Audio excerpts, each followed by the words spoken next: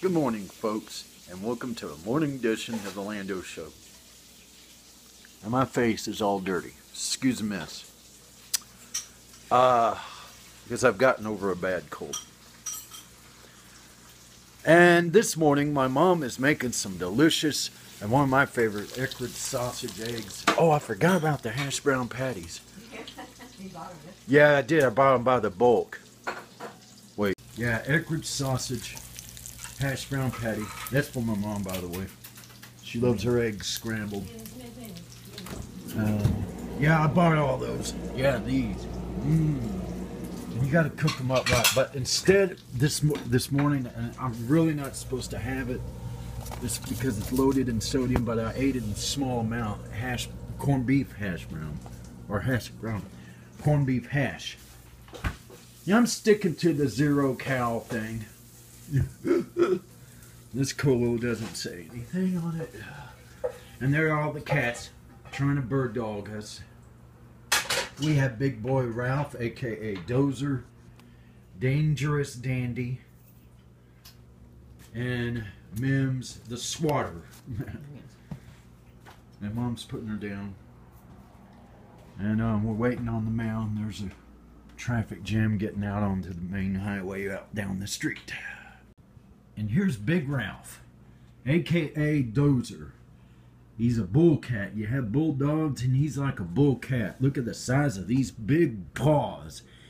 And we know when he gets inside the kitty pen because he violently gets in that air and really digs and like a bulldozer and throws all the kitty litter outside the box like a dozer. So I nicknamed him Dozer. Dozer the bull cat. Bulldozer the cat. He's a good kitty. He's sweet. He loves to be scratched. Right here on the back. And he's purring. See, look at these paws. Golly. He loves to eat the treats.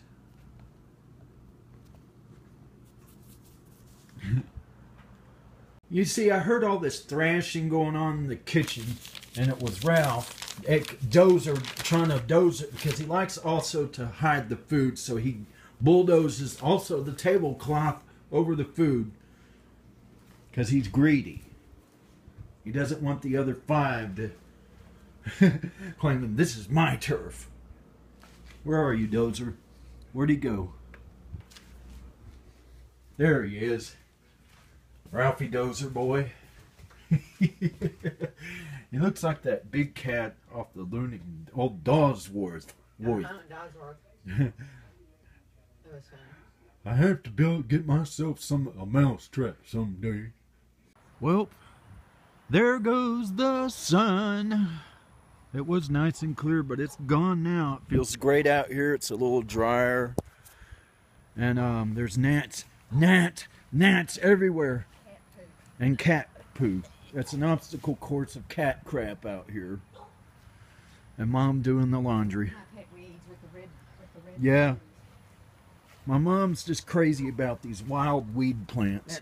They've got red stems. I wish somebody could tell me what they were. Now I need to look up on the net so you can find what kind of. I don't know what it is. Wild grass or wild something. But I love the color red. It kind of looks Christmassy. Isn't that pretty? Look at red stems. Never seen anything like it anywhere. Except right here. Who's meowing? It sounds like Meow and Misty, the siren sounding cat. Sounds like a siren. She's a mama kitty. She comes up around this time to feed. Where your babies at, Misty? Well, I don't know where they're at. Comes up here to feed. Mom names that one Sheba. I don't know the name of this one. He's a boy. There's Fluff. And I'm going in, the gnats are just horrendous out here. They're swarming all around me. Y'all can't probably see them with this camera lens. This is a picture of my grandfather, David McCoy. My mother's daddy, when he was a youngin'. And Well, he was cool, but had a vicious attitude. He would not put up with anything us grandkids did out of the wrong. You know what I mean? Well, anyway, he developed, when he played high school football and developed an ear injury from that, and it made him partially deaf. And working throughout the years in the rubber plants and all that, and the noisy machinery made his hearing really go kaput. So as a result of him not wearing ear protection over the years, my grandpa had to wear hearing aids from, gosh, I think the 60s all the way until he passed on in March of 99, 16 years ago, from just natural causes, bless his heart. But anyway, you know, through that time when he had the hearing aids and me growing up, my grandpa was strict, and he did not put up with any fooling around from any of us grandkids for sure. And my mother, as a result of that, not only from her mother, but from her dad, she had a strong upbringing. So it's clean your plate, this and that, no elbows on the table. But as I said, my grandpa did not put up with foolishness. So any wisecracks out of you, you'd probably, well, get a good ass chewing out. But other than that, he was sweethearted. He was kind, considerate, pretty mellow. Well, anyway, when it came time for me to visit my grandparents back in 1977, the summer of, I stayed there for about 2 weeks.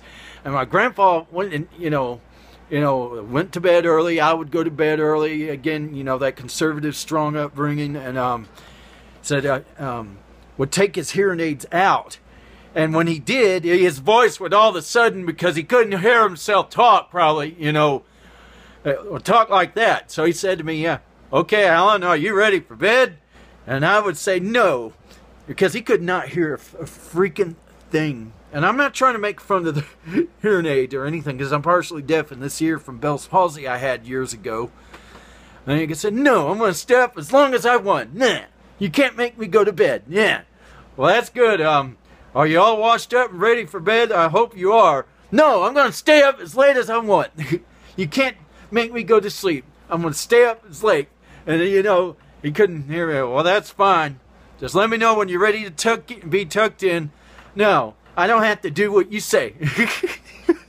So, that went on. And when I did that, went over there to visit back in 77. Then, back a few years later, they came over to visit us and my pops was parked right behind him with his car. So my grandpa wanted to go to the corner store for some reason, I think for tobacco for his pipe, because back then he smoked. And so my pops went ahead and gave him the key and said, go ahead, and the Super Bowl was going on. So he got inside the truck, came back, everything was cool, until me and my pops had to go drop his parents off back at their house. And when we got inside the truck, the radio came on real loud like this, and my pops went like that and jumped, and I started laughing. He goes, God damn it, Alan, it's that funny. He could have blown my fucking speakers out.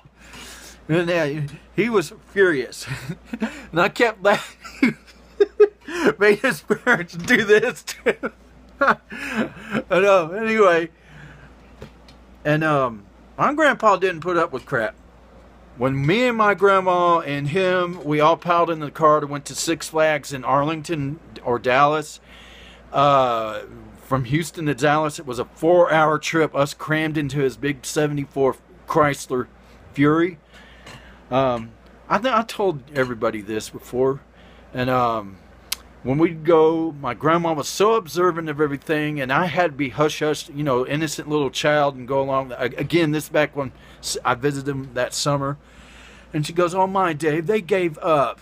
They gave up and packed up, and it'd be at an abandoned restaurant or something like that. And, oh, they moved, David. They got, and I go, yeah, they sure did. Just, My obnoxious, smart-aleck cousin was in the back seat with us as we were traveling to Dallas. My grandma, just like she did when we would go, when I was traveling with them, that summer. My grandma goes, "Oh no, David, look, that tree died."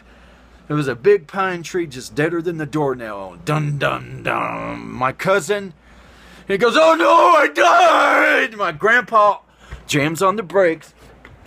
And the hand comes back there and swats my cousin out.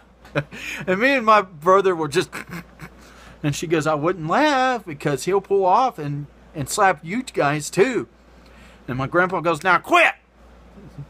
Well, anyway, that was a fun story. I miss my grandpa. I loved him dearly. I love my grandparents dearly and everything, all that. So that wraps up this video for the week, and I hope it's not on time lapse like I did the other one. So I make this, well, till next time.